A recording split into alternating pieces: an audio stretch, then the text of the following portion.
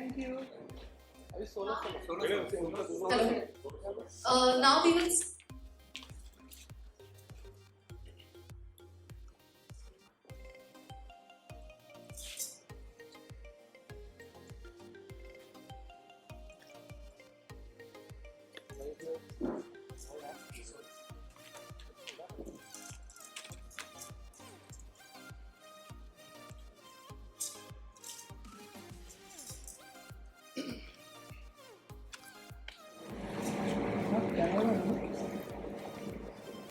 Done? Thank you.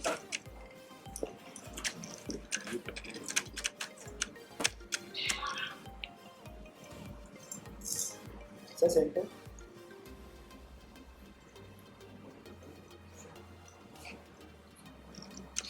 Thank you. Sir, thank you.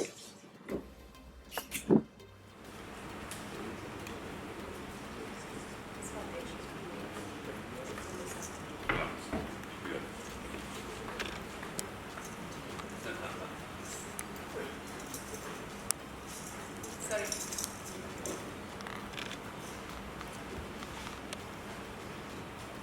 Hello everyone, welcome to PN TV. This is me Ankita Pathak और आज हमारे साथ है बहुत ही टैलेंटेड एक्टर्स स्वाति शर्मा, जिनका नया शो जल्दी शेमारू पे आने वाला है। तो आइए उन्हीं से जानते हैं उनके किरदार के बारे में। हाँ जी। सो मेरा किरदार है आशी नाम की बहुत ही स्वीट सिंपल सोफिस्टिकेटेड लड़की का। और आशी का किरदार जो मैं निभा रही हूँ, आई बी वेरी ऑनेस्ट, शुरू में मुझको थोड़ी बहुत दिक्कत हो रही थी बिकॉज जो मैं रियल लाइफ में हूँ उससे आशी बहुत ऑपोजिट है। बहुत सीधी सी सिंपल सी, बट लाइक अभी मुझे शूट करते हुए 20-25 दिन हो गए हैं और मुझे ऐसा लगता है ना कि जब मैं दिन के 12 घंटे आशी बन के रह रही हूँ तो आई कैन फील आशी, हर पेन, हर हैप्पीनेस, हर रिस्पेक्ट टुवर्ड्स हर बाबा। तो आशी इज़ वन कैरेक्टर जिसके लिए लाइफ में बाबा से और उनके परिवार से इम्पॉर्टेंट और कुछ भी नहीं है। उसको लाइफ में किसी के प्यार की कोई ज़रूरत नहीं है, उसके बाबा उसके लिए सब कुछ है। वो अगर लाइफ में करियर वाइज भी आगे बढ़ना चाहती है तो सिर्फ और सिर्फ अपने बाबा के लिए।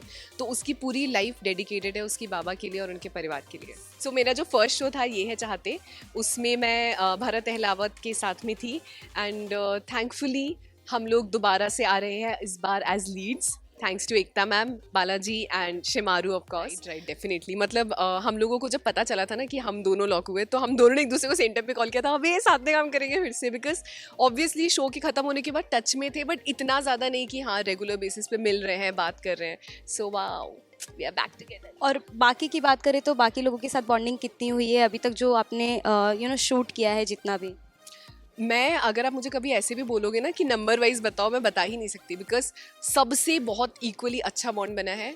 बी इट माई को एक्टर्स बाबा, काकी, निधि, विद्या, भरत तो है ही obviously, be it the directors, casting की पूरी टीम। मतलब मैं इस चीज़ में जेन्युइनली अपने आप को बहुत लकी मानती हूँ कि सेट पे एवरीवन इज़ वेरी गुड। ये कैरेक्टर बहुत स्ट्रॉन्ग है अमृता का, जैसे कि आपने कहा। अमृता एक ऐसी माँ है जो आई थिंक ऐसी माँ आपको हर घर में देखने को मिलेगी। शी इज़ अ मदर जो अपने बच्चों की खुशियों के लिए, उनके हक के लिए, उनके अधिकार के लिए किसी भी हद तक जा सकती है। एंड आई थिंक मैं किसी ना किसी हद तक एक्चुअली कम्प्लीटली वैसी हूँ। मैं अपने बच्चों के खुशियों के लिए कुछ भी कर सकती हूँ। तो आई थिंक ये बहुत ही रिलेटेबल कैरेक्टर है, हर एक माँ रिलेट कर पाएगी इस चीज़ से।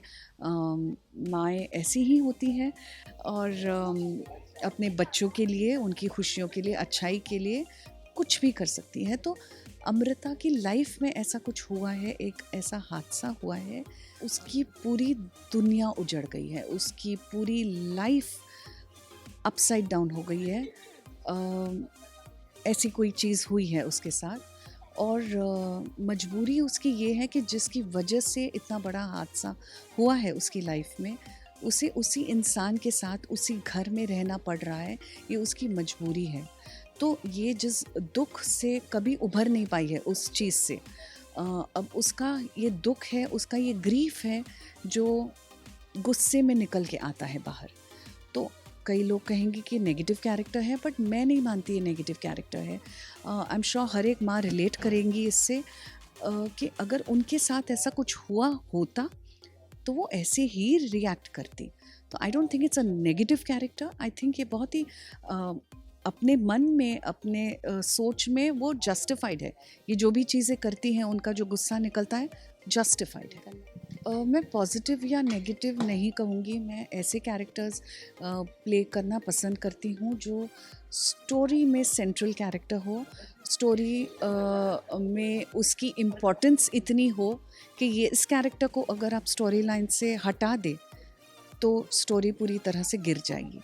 ऐसे कैरेक्टर्स मैं चुनना पसंद करती हूँ, चाहे वो फिर पॉजिटिव हो या नेगेटिव.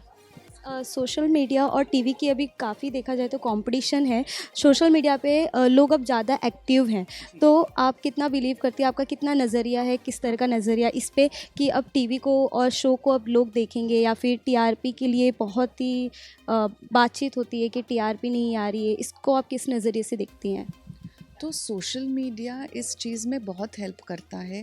आपके शो को लोगों तक पहुंचाने में सोशल मीडिया का बहुत बड़ा हाथ है. तो इस चीज़ को हम डिनाई कर ही नहीं सकते हैं कि सोशल मीडिया से लोगों को पता चलता है. ये मोहब्बतें में भी आपने काम किया और कई किरदार से आप फेमस हैं, तो अपने इस किरदार के बारे में बताइए, कितना डिफरेंट होने वाला है बाकी किरदारों से? हाँ, बाकी किरदारों से वाकई ये बहुत डिफरेंट है, क्योंकि ये मोहब्बतें में मैंने एक सॉफ्ट और अच्छे पिता का रोल ही निभाया था, लेकिन ये एक अलग पिता है. क्योंकि पहली बार मैं देखने को या सुनने को मुझे मिला कि एक ससुर और बहू में क्या बॉन्डिंग हो सकती है. हालांकि बहुत कम ऐसा सुनने को मिलता है. और जब मुझे पता लगा इस शो के बारे में और जब मुझे इसके बारे में नरेट किया गया, तो मुझे सबसे अच्छी बात ये लगी, मैंने कहा क्या वाकई किसी ससुर की अपनी बहू के साथ इतनी अच्छी बॉन्डिंग बेटी वाली हो सकती है. मज़ा आएगा, करते हैं.